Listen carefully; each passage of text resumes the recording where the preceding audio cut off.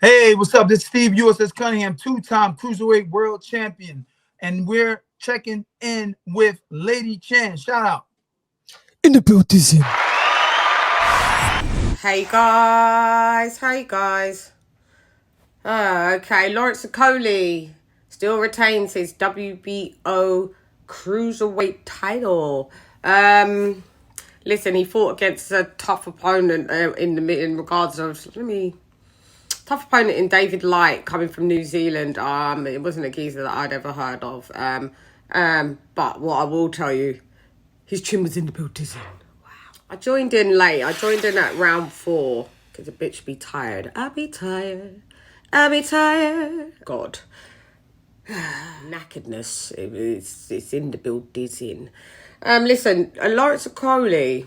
No bueno. This was very unimpressive. Very unimpressive. Lawrence Okolie has no jab.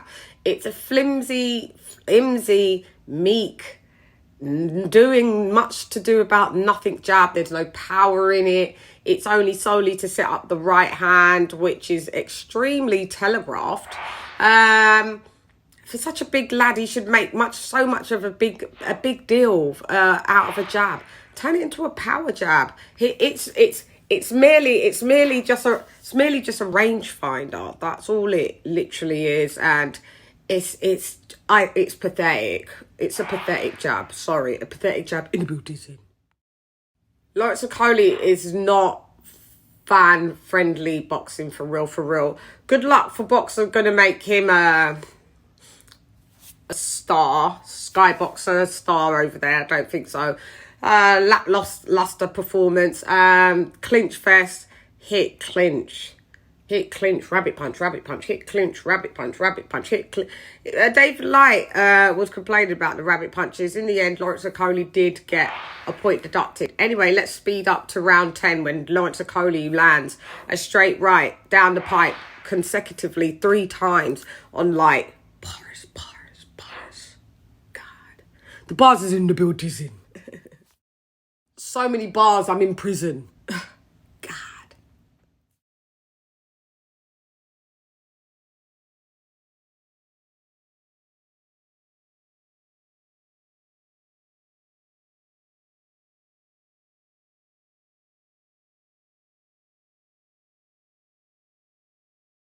I got bars like Cadbury. So anyway, enough of that. So round 10, 3 consecutive straight rights, right down the pipe. And David Light did not go anywhere. His legs stiffened and Lawrence couldn't get him out. Then we bring it to round 11. Lawrence lands another straight right, stiffens up the legs of Light, doesn't get him out of there. You know, the referee took a point away from him, I think round 10 or 11 for excessive holding. Yeah, I think it was round 11. And as soon as the ref took that point away, Lawrence unleashed a straight right on Light, like to say, this is what's happened now, you've pissed me off. David Light is just a pressure fighter, come forward, couldn't get into range, just smaller guy. What I will say is that I don't think we're going to see Okolie for real at cruiserweight. I think he's going to move up, like, next fight.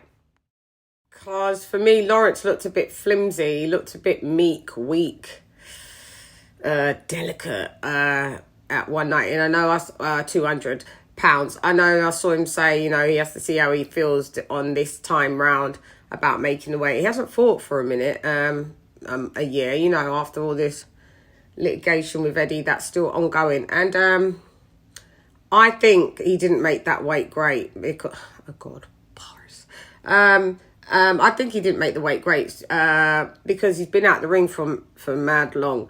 And yeah, he looked, it just was nothing behind his jab. He just didn't look comfy. He's under the tutelage of Javon Sugarhill. Javon was, you know, telling him, like, just land this and land that and go to the body. And I think he's got Javon because it's to help for his transition from cruiser into heavyweight and stay a knockout artist. I just know it was a unanimous decision, even with the point deduction. It was a win, an unimpressive one. It was boring. God. But shouts out to David Light. I will give him this. This geezer's got a chin. A lot of Kiwis have got a chin though. Like, they've got good chins. For the most part, for real. Even Joseph Cheerleader Parker, who was there, who's got a good chin, to be honest. But yeah. Anyway, that was that. Shouts out to Lawrence Okolie. He beats David Light in a successful WBO mandatory fight. Mandatory defense. So yeah. Anyway, I'm gone. Hey girl, it's LadyChann, rep nonetheless. Come box with Chan. Jan. Snooze fest was in the building. The clinch fest was in the building. Boring. Jan.